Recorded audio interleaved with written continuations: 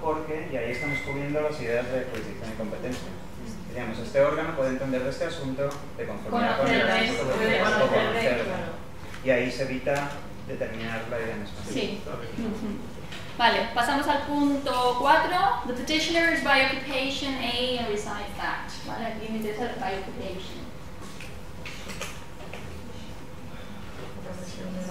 Profesión. Vale, si soy camarero, a lo mejor de profesión. Oficio. Después delimitar otro. Vale, entonces ahí pues un poco pensar ahí que por qué optamos, ¿de acuerdo? Yo opté aquí por el demandante o la demandante trabaja como, ¿vale? Pero es complicado, porque bueno, es complicado, desafinando, ¿vale? Pero que la mayor parte me suele elegir profesión, y hombre, profesión es un concepto bastante completo en español. Ocupación laboral, mira. Sí, me gusta. Venga, there are no children of the family now living except. ¿Vale? Estamos aquí distinguiendo entre si hay hijos vivos o muertos, ¿vale? Una cosa que en un documento español no te encontrarías, ¿vale? Mi opción aquí fue olvidarme del living, ¿vale? Es decir, si hay hijos de la familia, es que están vivos, o sea, ¿vale? Entonces, ¿y si está embarazada? Pero es que ese hijo sigue sin existir. Ese hijo sigue sin existir. O sea, sería la misma situación. A ver, digo cómo lo resolví yo.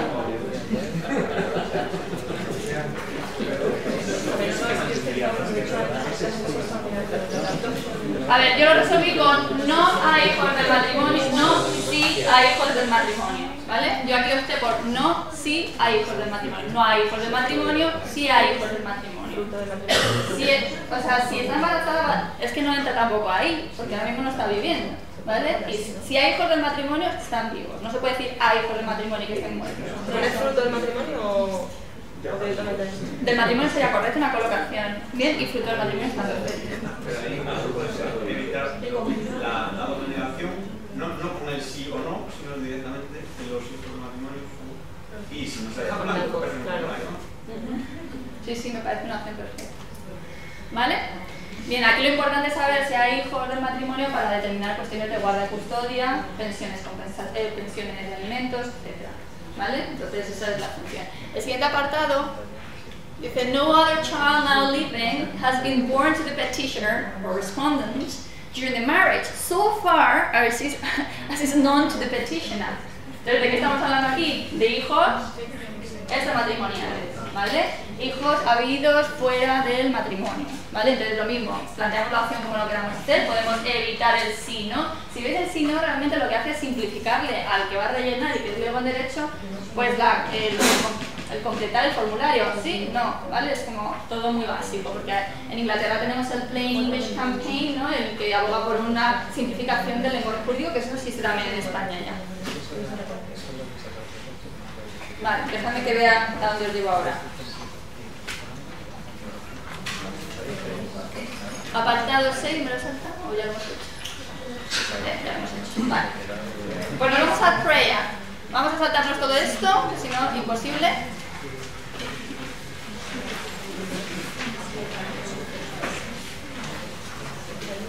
Vale, pues tenemos la demanda, ahí venían los particulars, que me los he saltado. Los particulars serían en sí los hechos, ya el concretar la demanda cuando realmente necesito desarrollarlo. Venga, pray. The petitioner therefore prays. Y tenemos number 1, the suit, that the said marriage be dissolved. ¿Cuál es la última parte? Nosotros pensamos en una demanda española, lo primero que tenemos es se presentan las partes. Lo siguiente que tenemos son los hechos. Después de los hechos tenemos los fundamentos de derecho y lo último que tenemos es el suplico, ¿vale? Prayer, suplico, ¿vale? Ese es el suplico. Hombre, a veces aparece solicito.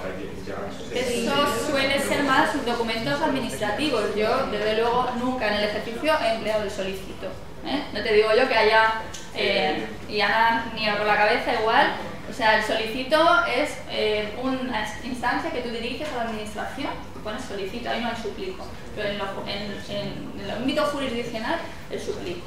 El suplico se llama también petitum, pero nunca veréis petitum ahí puesto. O sea, nosotros podemos hablar de esto de nosotros o en textos doctrinales, hablamos del petitum y estamos refiriéndonos al suplico, pero nunca aparecerá petitum en sí en el documento, ya sea de demanda, contestación a demanda o cualquier otro documento que dirigimos al juzgado.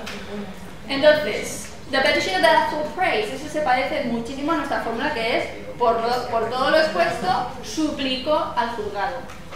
¿Vale? ¿Qué dices, Ana? Por todo el esfuerzo suplico al juzgado, ¿vale? Pero entonces, claro, de repente tenemos la demanda. Y eso, o sea, yo ahora digo the suit, la demanda. Por todo el esfuerzo suplico al juzgado. Vale, the suit. That the said marriage be dissolved. Entonces, ahí sí podemos hacer un poquito de adaptación a lo que nosotros ponemos en español y que es lo que realmente suena natural. Me quedan 10 minutos.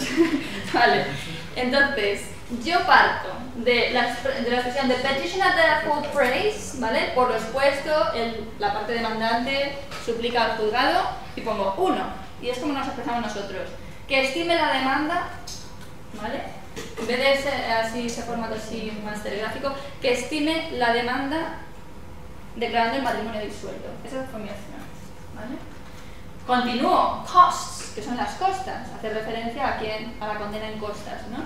Entonces, costs, the may be ordered to pay the costs. Entonces yo sigo, que condene a fulanito a pagar las costas originadas por este proceso, ¿vale? El que ya sí sigo. Y ahora vamos a ancillary relief. Ancillary relief es un poco problemático a la hora de traducir, ¿vale? Porque ancillary relief es la parte esa económica del divorcio, es donde se engloban, nosotros hablamos de medidas, ¿eh? Nosotros cuando hay un divorcio hablamos de medidas. Dentro de esas medidas hay las de tipo económico y las relacionadas, por ejemplo, con los menores, guarda y custodia, que mantiene la guardia. Esas son medidas, ¿vale? Entonces, normalmente cuando hay un matrimonio con hijos se va a presentar una propuesta de convenio regulador, de quién se va a quedar con los hijos, etc.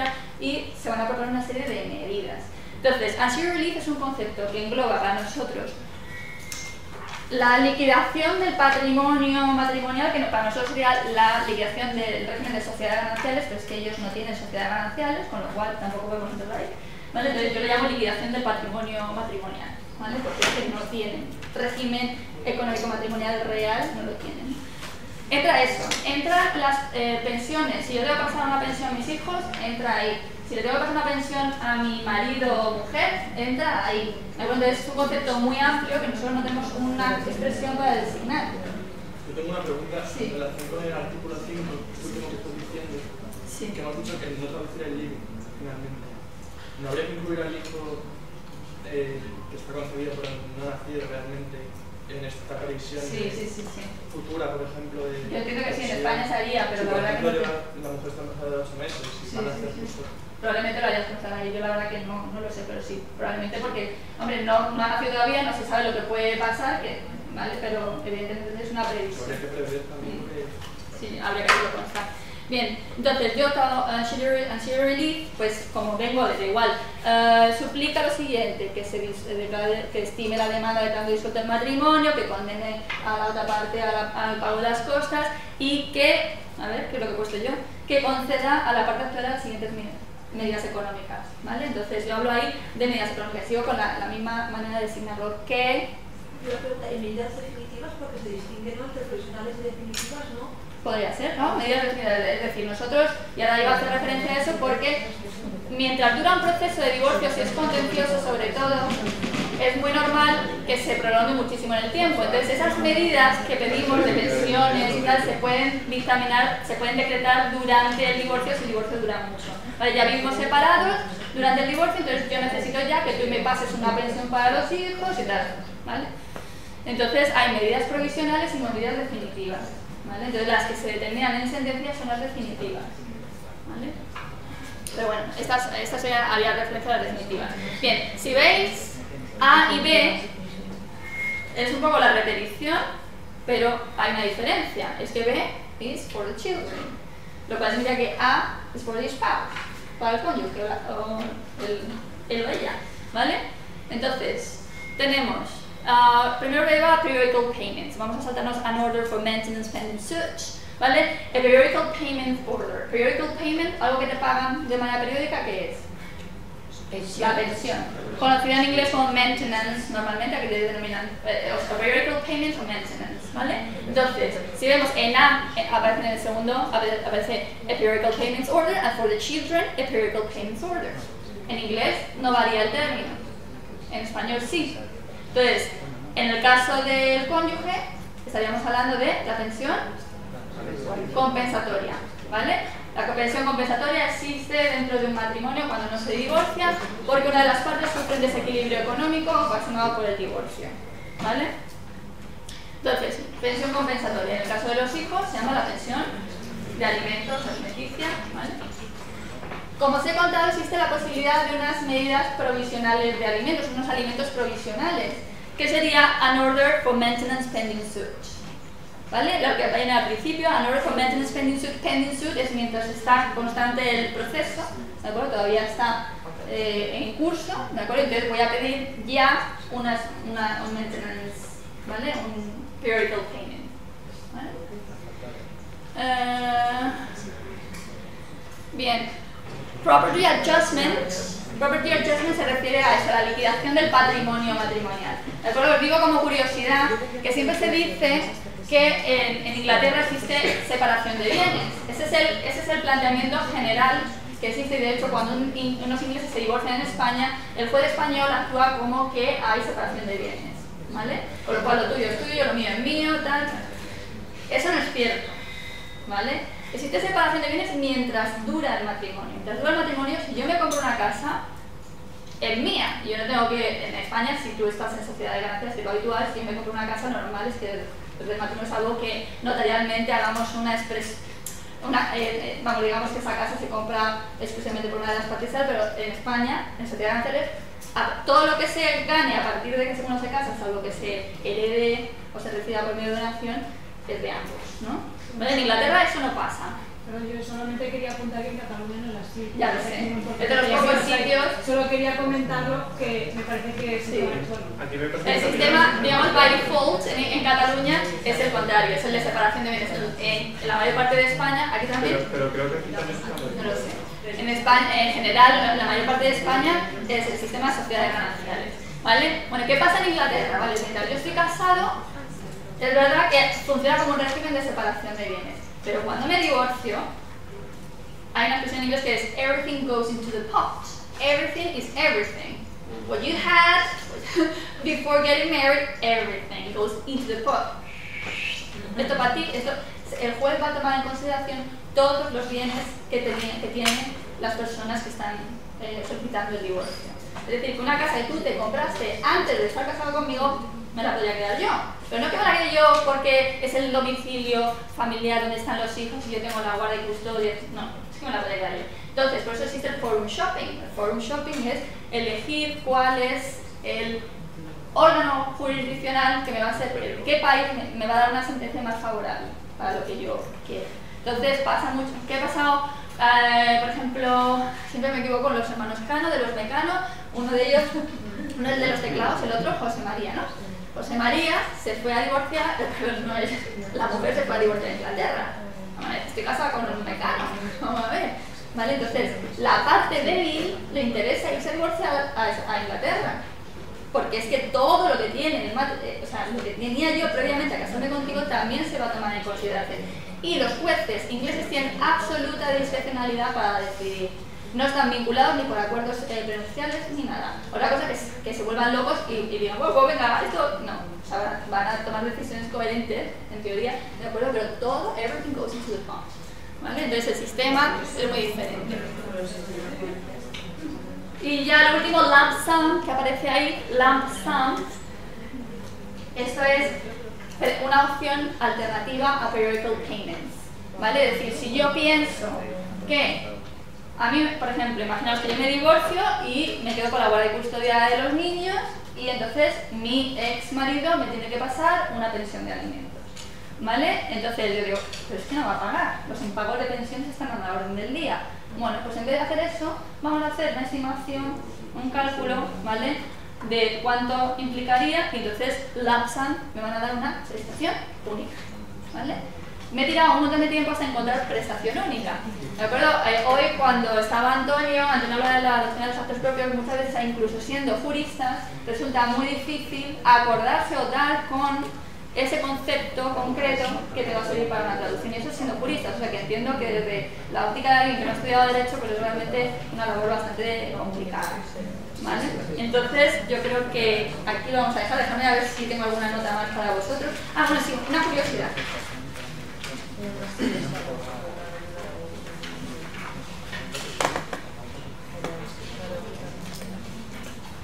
Bueno, os voy a poner en el Atlas Judicial Europeo, en asuntos civiles, están colgados los distintos órganos judiciales de los distintos países de la Unión Europea, con sus correspondientes traducciones.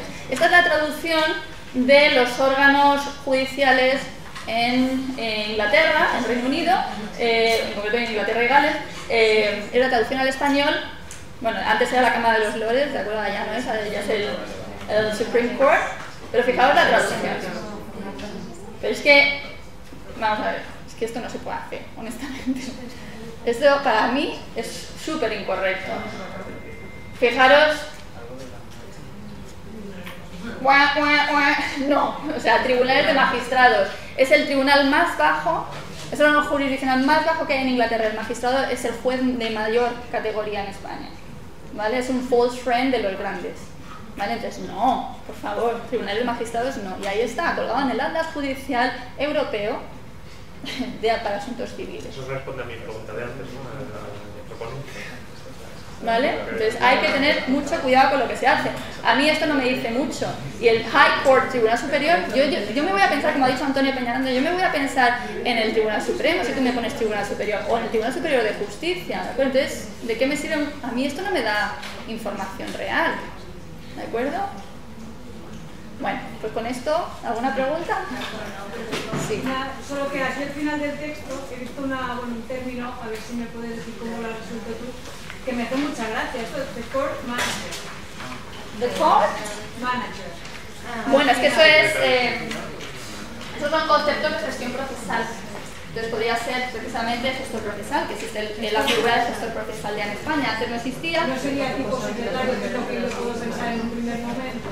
Habría que irse a ver, pero en España teníamos, porque el secretario judicial se ha mantenido, está el secretario, el oficial, el agente, secretario oficial, agente, bueno, son cuatro, ¿vale? Y es una categoría, Ya no es una sigla. eso es lo que se dice que era. Agente auxiliar, Vale. oficial, y ahora es auxilio judicial, tramitación procesal y gestión procesal. Que yo siempre digo, ¿cómo os llamáis? O sea, porque dice cuerpo de auxilio procesal. ¿Tú cómo eres el auxiliador? Gestores, tramitadores o de auxilio. Vale, entonces hay esa denominación nueva, que bueno, ya lleva unos años, pero aún así la gente sigue hablando efectivamente del agente judicial y tal, pero bueno, esa es la denominación que si yo tuviera que traducir tendría que emplear. Y el concepto de gestión procesal, que es un concepto importante en Inglaterra, pues es el management. De todas formas, para mí court manager es uno de esos términos que tiene que mantenerse aunque se dé una traducción funcional en inglés. Porque la frase dice, toda comunicación al juzgado se tiene que dirigir al court manager. Cuando escriba la persona el sobre, si pone gestor procesal no le va a llegar a la tiene que estar en inglés en algún sitio, pero vamos aquí a dirigirlo. En todo caso, las funciones igual tampoco son exactas. Eso seguro. Entonces, eso yo lo suelo evitar con el tema de el gestor, o sea, metiendo el inglés de alguna manera, ¿sabes? Pero quizás se puede poner que se envíe la documentación al encargado y luego después se mete, pero que sabes que tienes que mostrar un oficial. Bien, pues lo vamos a dejar aquí. Muchas gracias, Lola. La verdad es que con este tipo de talleres es cuando realmente podemos contrastar con los colegas cómo traducimos y cómo traducen ellos, y siempre aprendes, ¿no?, del contacto con los demás. Muchas gracias.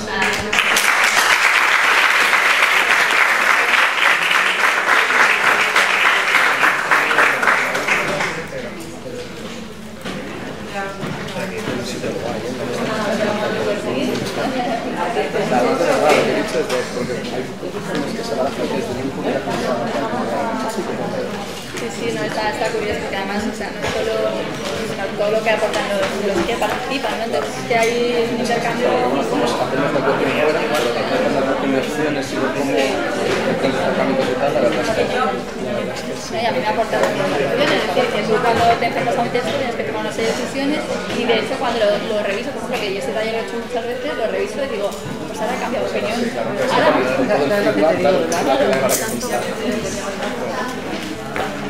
No.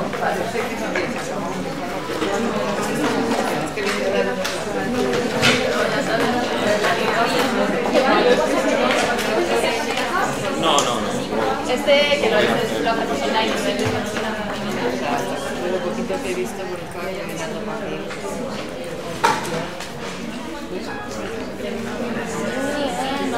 pues yo lo hacía.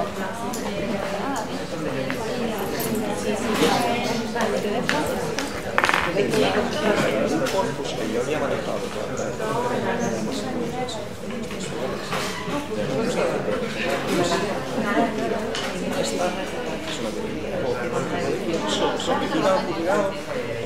solicito en el corpus representaba el 2,3% de los casos, pero era minoritario.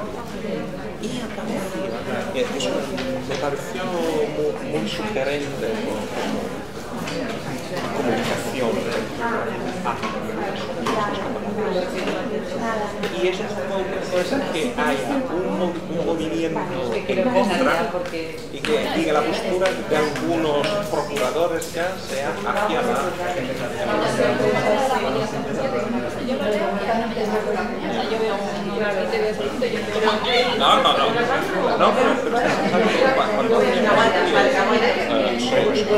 está basado en un hombre, hay porcentajes de aparición. Giovanni, ¿te parece que empecemos ya? Sí, pero vamos, que te digo, igual también que hay en su momento el change de la modificación del lenguaje de la ortografía y que pues eso puede ir en esa línea.